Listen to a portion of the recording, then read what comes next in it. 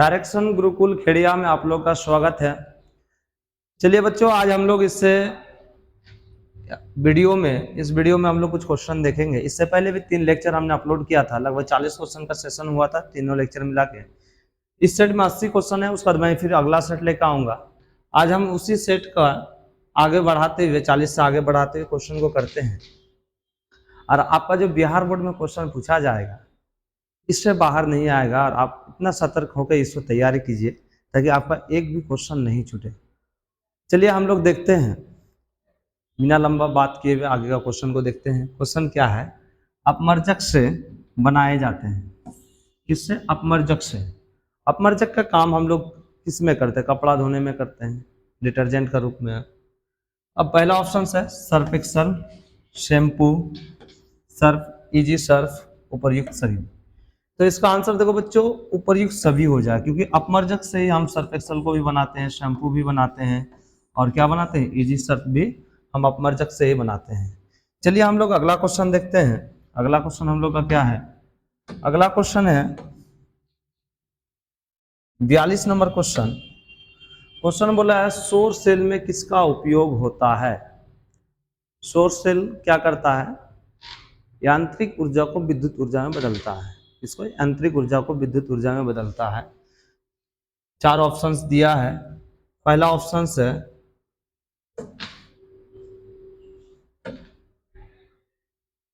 Plastic, silicon, uranium और plutonium. ये 4 चीज दिया हुआ है। इसमें सौर सेल का प्रयोग का बात कर रहा है, तो आपको पता होगा सिलिकॉन का प्रयोग हम किस में करते हैं? सौर सेल में करते हैं। जो हम लोग जो सोलर का प्रयोग करते हैं उसमें किसका उपयोग किया जाता है? सिलिकॉन का प्रयोग किया जाता है। किसका प्रयोग किया जाता है? सिलिकॉन का। चलिए हम लोग अगला क्वेश्चन देखते हैं। अगला क्वेश्चन क्या हम लोग का? 43 नंबर क्वेश्चन है। निम्नलिखित में से किसका उपयोग खाना बनाने वाले ईंधन में नहीं होता है? जो हम लोग खाना बनाते हैं उसके रूप में किसका हम प्रयोग नहीं करते हैं? पहला है CNG, दूसरा है LPG, तीसरा बायोगैस, और चौथा ऑप्शन कोयला है। क्या है? कोयला है। तो हम LPG तो घरेलू गैस के रूप में भी हम बोलते हैं, इसका उपयोग करते हैं। बायोगैस भी खाना बनाने में प्रयोग करते हैं, कोयला से भी खाना बनाया जाता है। CNG का प्रयोग किस में होता है? खाना बनाने में नहीं होता है। क्वेश्चन क्या था? किसका प्रयोग नहीं होता है? तो किसका प्रयोग नहीं होता है? CNG का प्रयोग खाना बनाने में नहीं होता है। चलिए हम लोग अगला क्वेश्चन देखते हैं। 44 नंबर क्वेश्चन। 44 नंबर क्वेश्चन बोला है 2Cu प्लस O2 या अभिक्रिया करके क्या बना था? 2CuO है। अब क्वेश्चन में पूछा है किस प्रकार का रिएक्शन का टाइप्स पूछा गया। क्या पूछा गया है? रिएक्शन का टाइप्स पूछा गया है कि ये किस प्रकार का अभिक्रिया है। ऑक्सीकरण अभिक्रिया, अपघटन अभिक्रिया, उदासीनीकरण अभिक्रिया या विस्थापन अभिक्रिया। तो इस क्वेश्चन में हम क्या देख रहे हैं कि ऐड हो रहा है।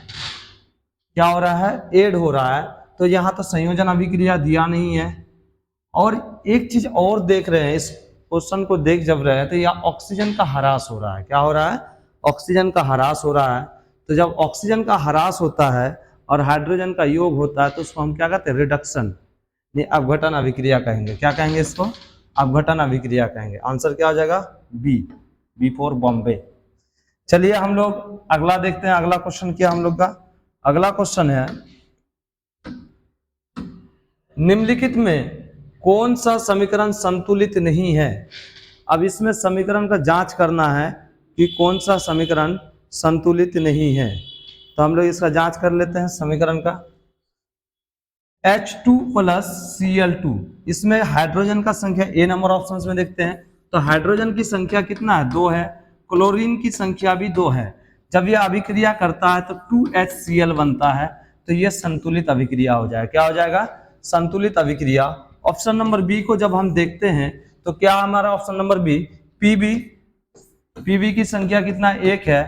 नाइट्रोजन की संख्या कितना है? यहाँ N2 है, तो इसको गुना करके कितना हो जाएगा? 2 हो जाएगा। और हाइड्रोजन की संख्या 6 हो जाएगा। ऑक्सीजन की संख्या कितना हो जाएगा? 6 हो जाएगा। ये तो मेरा था लेफ्ट हैंड साइड। क्या था ये? Left hand side. हम इसको राइट हैंड साइड को देखते हैं कि राइट हैंड साइड में क्या इतना संख्या में परमाणु मौजूद है कि नहीं है, एलिमेंट मौजूद है कि नहीं है। जब हम उसमें देखते हैं तो ये LHS हो गया। अब जब RHS में देखेंगे तो RHS क्या है, Pb 1 है, ऑक्सीजन कितना है, यहाँ 1 और यहाँ 2, कितना हो जाएगा, 3 हो जाएगा, 3 और 2 5 हो रहा है, कितना हो रहा है, ऑक्सीजन 5 हो रहा है। तो ये लेफ्ट हैंड साइड के बराबर नहीं है, किसके बराबर नहीं है, लेफ्ट हैंड साइड के बराबर नहीं है। तो हमारा आंसर इसी में आ जाएगा, इसका आंसर क्या हो जाएगा, ऑप्शन नंबर बी हो जाएगा। क्या हो जाएगा, ये असंतुलित रासायनिक समीकरण है, ये ऑब्जेक्टिव में पूछा जाता है और ये बहुत इंपॉर्टेंट टॉपिक होता है, रासायनिक समीकरण को संतुलित क्यों किया जाता है। ये क्वेश्चन भी आपको 5 नंबर या 2 नंबर में देता है, रासायनिक समीकरण को संतुलित क्यों किया जाता है। अब आगे हम देखते हैं अगला क्वेश्चन हम लोग का 46 नंबर क्वेश्चन क्या है। 46 नंबर क्वेश्चन में बोला है उदासीन विलयन का पीएच मान होता है, इसका उदासीन विलयन का पीएच मान होता है। तो आपका बस 4 ऑप्शन है। पहला ऑप्शन में दिया है कितना 7, बी में दिया है 8, सी में दिया है 6 और डी में दिया है 14। आपको पता होगा पीएच स्केल का मान, पीएच स्केल 1 से लेके 6.9 तक अम्ल होता है। क्या होता है, अम्ल होता है। 7 वाले को हम क्या कहते हैं, उदासीन कहते हैं। क्या कहते हैं, इसको उदासीन कहते हैं। और 7 से ऊपर वाले को हम क्या कहते हैं, क्षारीय कहते हैं या क्षार कहते हैं। क्या कहते हैं, क्षार कहते हैं। हमारा यहाँ क्वेश्चन क्या है, क्वेश्चन है उदासीन विलयन का पीएच मान होता है। तो आंसर मेरा क्या हो जाएगा, ए नंबर। क्या हो जाएगा, ए नंबर। उदासीन विलयन का पीएच मान कितना होता है, 7 होता है। कितना होता है, 7 होता है। चलिए हम लोग अगला क्वेश्चन देखते हैं। अगला क्वेश्चन है निम्नलिखित में कौन सा दुर्बल अम्ल है। अब क्वेश्चन क्या है, दुर्बल अम्ल जो आसानी से H+ आयन प्रदान करेगा उसको हम क्या कहेंगे, उसको हम दुर्बल अम्ल कहते हैं। क्या कहते हैं, दुर्बल अम्ल कहते हैं। देखो बच्चों यहाँ 4 ऑप्शंस दिया है। पहला ऑप्शंस क्या है, HNCO3 है। क्या है, HNCO3। क्या, HNCO3। दूसरा है HCl, तीसरा है CH3COOH, चौथा है H2SO4। चौथा क्या है, H2SO4। आपको पता है ऑर्गेनिक कंपाउंड में जो भी अम्ल बनता है वो दुर्बल अम्ल होता है। क्या होता है, दुर्बल अम्ल होता है, क्योंकि वो आसानी से H+ आयन प्रदान कर देता है। क्या करता है, H+ आयन प्रदान करता है। तो हमारा इसका आंसर क्या हो जाएगा, सी से चेन्नई। क्या हो जाएगा, चेन्नई। सी नंबर आंसर हो जाएगा। चलिए हम लोग अगला क्वेश्चन देखते हैं। अगला क्वेश्चन क्या हम लोग का, अगला क्वेश्चन है क्रायोलाइट अयस्क है। अब क्वेश्चन ऑब्जेक्टिव में इस चीज से बहुत पूछा जाता है। कभी आयरन का अयस्क के बारे में पूछेगा, कभी अल्युमिनियम का अयस्क के बारे में पूछता है, कभी मैग्नीशियम का पूछ देता है, कभी सिलिकॉन का पूछ देगा, कभी आर्गन का, इसका सॉरी, कभी आपको सोना का, कभी सिल्वर का, ये सब पूछते रहता है। अब यहाँ क्या अयस्क दिया है कि ये किसका अयस्क है, क्रायोलाइट कौन सा धातु का अयस्क होता है। क्वेश्चन क्या दिया, क्रायोलाइट। 4 ऑप्शंस दिया, तांबा का, लोहा का, मैग्नीशियम का और एल्युमिनियम का। क्या क्या दिया है, तांबा, लोहा, मैग्नीशियम और एल्युमिनियम। तो हमारा इसका आंसर क्या हो जाएगा, एल्युमिनियम हो जाएगा। क्या हो जाएगा, एल्युमिनियम। किसका अयस्क होता है, क्रायोलाइट एल्युमिनियम का अयस्क होता है। हेमेटाइट भी एल्युमिनियम का अयस्क होता है। और चलिए अब आगे हम लोग देखते हैं अगला क्वेश्चन क्या है। अगला क्वेश्चन हम लोग का है 49 नंबर क्वेश्चन। पोटेशियम की परमाणु क्या है, पोटेशियम की परमाणु संख्या होता है। तो पोटेशियम का परमाणु संख्या कितना होता है, 19 होता है। 17 किसका होता है, क्लोरीन का होता है। 17 किसका होता है, क्लोरीन का। 18 किसका, आर्गन का होता है। और 19 में क्या आता है, पोटेशियम आता है। क्या आता है, और 20 में आता है कैल्शियम। क्या आता है, कैल्शियम। क्या आता है, 20 में कैल्शियम आता है। अब इसमें इसको हम अधातु बोलते हैं। क्या बोलते हैं इसको, अधातु। इसको हम क्या कहते हैं, निष्क्रिय गैस कहते हैं। ये क्या हो जाएगा, धातु हो जाएगा। और ये भी क्या हो जाएगा, धातु हो जाएगा। क्या हो जाएगा, धातु। कभी कभी यहाँ पे एक ऑप्शन पूछता है पोटेशियम किस ग्रुप का एलिमेंट है, तो प्रथम ग्रुप का एलिमेंट है। पोटेशियम किस ग्रुप का एलिमेंट है, प्रथम ग्रुप का एलिमेंट है। चलिए हम अगला क्वेश्चन देखते हैं। अगला क्वेश्चन हम लोग का क्या है, अगला क्वेश्चन है 50 नंबर क्वेश्चन, फॉर्मिक अम्ल का आईपीएक नेम। क्या पूछा है, फॉर्मिक अम्ल का आईपीएक नेम पूछा है। तो पहला ऑप्शन मेथनोइक अम्ल, दूसरा प्रोपेनोइक अम्ल, तीसरा इथेनोइक अम्ल, चौथा इनमें से कोई नहीं। तो फॉर्मिक अम्ल का सूत्र क्या होता है, HCOOH होता है। ये किसमें पाया जाता है, चींटी का डंक मारने, चींटी के डंक में और मधुमक्खी का। इसमें क्या होगा, इसको हम बोलते हैं मेथेनोइक अम्ल बोलते हैं। क्या बोलते हैं, मेथेनोइक अम्ल। क्योंकि अगर एक कार्बन है तो उसको हम क्या बोलेंगे, मीथेन बोलते हैं। क्या बोलते हैं, मीथेन बोलते हैं। जब कोई फंक्शनल ग्रुप ऐड होता है तो उससे ई हट जाता है और उसके जगह उसका सफिक्स लगता है, तो इसके साथ मीथेन के साथ क्या लग जाएगा, ओइक एसिड। क्या लगेगा, ओइक एसिड। इसका नाम क्या हो जाएगा, मेथेनोइक एसिड। क्या हो जाएगा इसका नाम, मेथेनोइक एसिड। आपका यहाँ ऑप्शंस क्या दिया, मेथेनोइक अम्ल, ऑप्शन नंबर ए सही हो जाएगा। कितना, ऑप्शन नंबर ए। चलिए हम लोग अगला क्वेश्चन देखते हैं। अगला क्वेश्चन क्या है, अगला क्वेश्चन दिया 21 नंबर में, इथाइल अल्कोहल का अनुसूत्र। आपको क्या पूछा है, सूत्र पूछा है इथाइल अल्कोहल का। अल्कोहल का फंक्शनल ग्रुप क्या होता है, बॉन्ड।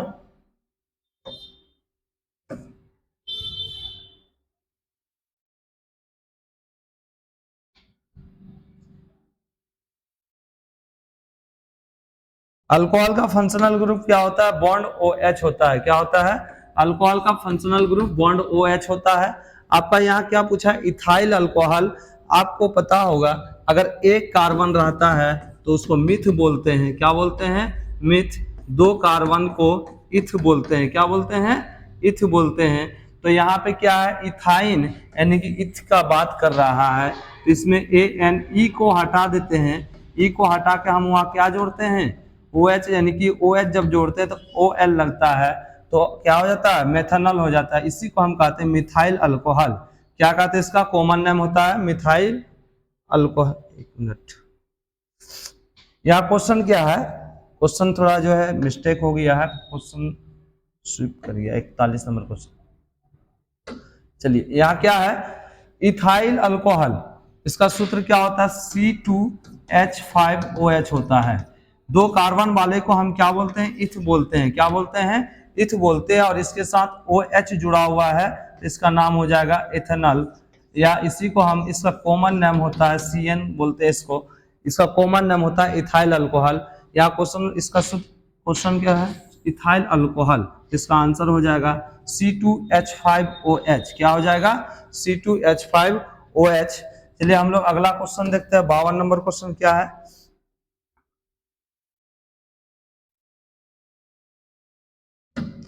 52 नंबर क्वेश्चन में है, इथाइन कौन है। इथाइन क्या है, क्वेश्चन में इथाइन कौन है। तो आइन लगा हुआ है। क्या लगा हुआ है, आइन लगा हुआ है। जब आइन का बात कर रहा है तो यहाँ ट्रिपल कार्बन कार्बन के बीच कितना बंधन बनेगा, 3 बंधन बनेगा। अब यहाँ एल्काइन यानी इथाइन का, यहाँ क्या एल्काइन किस ग्रुप में, एल्काइन का ही ग्रुप आता है इथाइन। क्या आता है, इथाइन एल्काइन का ही ग्रुप आता है। क्या आता है, एल्काइन का ही ग्रुप में इथाइन आता है। अब इसमें क्या, एल्काइन कौन है। अब एल्काइन का बात जब कर रहा है तो कार्बन कार्बन के बीच कितना बंधन होगा, 3 बंधन होगा। कितना बंधन, 3 बंधन। तो हम जब इसका संरचना सूत्र बनाते हैं, क्या बनाते हैं, संरचना सूत्र। तो पहला में क्या आ जाएगा, संरचना सूत्र इस तरह से हम इसको बना देते हैं, क्योंकि कार्बन कितना बंधन बनाता है, 4 बंधन बनाता है। 3 बंधन आपस में बना लिया, 1 बंधन खाली रहा। अब इसको जब बनाते हैं तो C2 2 कार्बन का पहले श्रृंखला बना लेंगे, उसके बाद इसको क्या करेंगे, हाइड्रोजन से संतुष्ट कर देंगे। तो हाइड्रोजन डाल दिए। उसका C नंबर क्या है, C नंबर में है CH4 है, तो इसका चारों बॉन्ड में क्या लग जाएगा, हाइड्रोजन लग जाएगा। उसके बाद फिर क्या, C2H4 है। क्या है, C2H4 डबल बॉन्ड होगा इसमें। क्या हो जाएगा, डबल बॉन्ड। इसको हम क्या कहेंगे, अल्केन कहेंगे। इसको क्या कहेंगे, ऑप्शन नंबर डी में जो है अल्कीन है, और ऑप्शन ए में जो है वो क्या है, अल्काइन है। क्या है, अल्काइन। क्वेश्चन क्या है मेरा यहाँ, अल्काइन कौन है। तो आंसर क्या हो जाएगा, ऑप्शन नंबर ए। क्या हो जाएगा, C2H2। क्या हो जाएगा C2H2। चलिए हम लोग 53 नंबर क्वेश्चन देखते हैं कि 53 नंबर क्वेश्चन में क्या है। 53 नंबर क्वेश्चन में पूछा है कि चीनी का रासायनिक सूत्र क्या होता है। क्या दिया है, चीनी का रासायनिक सूत्र C6H12O6, C12H22O11, CH3COOH, CH3CHO। ये किसका सूत्र होता है, ग्लूकोज का सूत्र होता है। ऑप्शन नंबर ए किसका, ग्लूकोज का। डी नंबर क्या, फॉर्मल्डिहाइड का है। किसका है, CH3CHO, इसको बोलते हैं फॉर्मल्डिहाइड। इसको क्या क्या बोलते हैं, इसको बोलते हैं एसिटिक एसिड। CH3COOH को हम क्या बोलेंगे, acetic acid. Option number B क्या है इसमें, चीनी का सूत्र है। किसका रासायनिक सूत्र है, चीनी का, C12H22O11। चलिए हम लोग अगला क्वेश्चन देखते हैं। अगला क्वेश्चन क्या हम लोग का, अगला क्वेश्चन है क्वेश्चन नंबर 54। एसिटिलीन में कार्बन कार्बन के बीच सहसंयोजक बंधन की संख्या होती है। जो हमारा एसिटिलीन गैस होता है उसमें कार्बन कार्बन का बीच कितना बंधन होता है। एसिटिलीन किसका नाम है, इथाइन का नाम है। किसका नाम है, इथाइन का ही कॉमन नेम एसिटिलीन होता है। तो यहाँ 2 कार्बन है, इथाइन का जब बनाएंगे तो हम क्या बनाएंगे, कार्बन कार्बन के बीच 3 बंधन लगाते हैं। कितना बंधन, तो ऑप्शन नंबर हमारा क्या हो जाएगा, डी नंबर ऑप्शन सही होगा। क्या होगा, कार्बन कार्बन के बीच 3 बंधन होता है। कितना बंधन होता है, 3 बंधन। अगला क्वेश्चन क्या हम लोग का, अगला क्वेश्चन है 55 नंबर क्वेश्चन है। श्वसन के अध्ययन के लिए उपयोग किए जाने वाले, श्वसन के अध्ययन के लिए उपयोग किए जाने वाले बीज है सूखे बीज, अंकुरित बीज, उबला हुआ बीज या कुचला हुआ बीज। तो इसका आंसर क्या हो जाएगा, जो अंकुरित बीज होता है, जब हम श्वसन का अध्ययन करते हैं तो किसके ऊपर करते हैं, अंकुरित बीज के ऊपर करते हैं। किसके ऊपर करते हैं, अंकुरित बीज के ऊपर। चलिए हम लोग अगला क्वेश्चन देखते हैं। अगला क्वेश्चन क्या हम लोग का, अगला क्वेश्चन है मानव वीर्य किस प्रणाली का एक हिस्सा है। पोषण, श्वसन, उत्सर्जन, परिवहन। आप लोग जो पढ़ते हैं भारतीय भवन के अकॉर्डिंग तो उसमें 4 चैप्टर बांटा हुआ है। 4 चैप्टर कौन कौन सा है, पहला चैप्टर में आता है श्वसन, दूसरा में पोषण, तीसरा में उत्सर्जन, चौथा में क्या आता है, परिवहन। तो जब आप पढ़ते हैं तो वीर्य के बारे किस चैप्टर में पढ़ते हैं, तो आपका परिवहन में वीर्य के बारे में पढ़ाया जाता है। किसके बारे में, परिवहन में। चलिए अगला क्वेश्चन देखते हैं। अगला क्वेश्चन क्या है हम लोग का, अगला क्वेश्चन है पौधों में जाइलम निम्नांकित में से किसके परिवहन के लिए जिम्मेदार है। पौधे में क्या क्या पाया जाता है, जाइलम उत्तक और फ्लोएम उत्तक होता है। तो जाइलम का क्या कार्य होता है पौधे में, तो पौधे में जाइलम का कार्य होता है पानी को क्या करना, सभी अंग तक पहुंचाना। क्या करना, पानी को सभी अंग तक पहुंचाना। चलिए हम लोग अगला क्वेश्चन देखते हैं। अगला क्वेश्चन क्या हम लोग का, अगला क्वेश्चन है श्वसन के दौरान कौन सी गैस निकलती है। जब हम सांस लेते हैं, क्या करते हैं, सांस लेते हैं तो ऑक्सीजन गैस, और जब सांस छोड़ते हैं तो हमारे भोज्य पदार्थ के रूप में जो हम खाना खाते हैं वो किसके रूप में रहता है, कार्बनिक के रूप में रहता है। और ये आपस में अभिक्रिया करके क्या बनाता है, CO2 गैस बनाता है। क्या बनाता है, CO2 गैस। तो क्या श्वसन के दौरान कौन सा गैस, क्या क्वेश्चन, श्वसन के दौरान कौन सा गैस निकलती है, तो आंसर क्या हो जाएगा इसका, ए नंबर CO2। क्या हो जाएगा, CO2 हो जाएगा।